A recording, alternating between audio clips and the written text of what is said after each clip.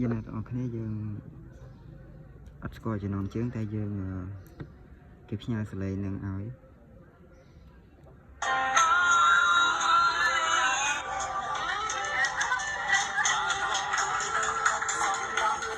យើងចង់ដឹងចំណងជើងបាត់ហ្នឹងយើងដែលគេផ្ញើមកយើងអត់មានចំណងជើងនៅ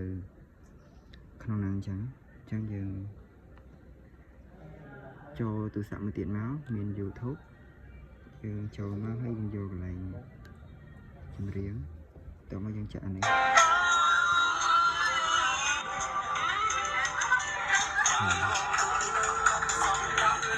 តែយើងចាក់តែភ្លេងក៏វាចាប់បានបត់ហ្នឹង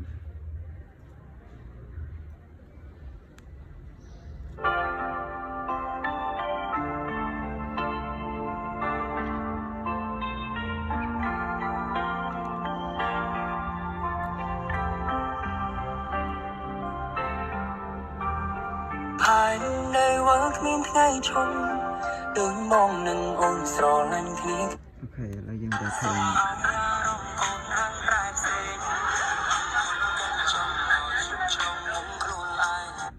យើងចង់រកបទចម្រៀងគឺយើងមានតែសលេងគឺយើងរកបែបហ្នឹងងាយស្រួល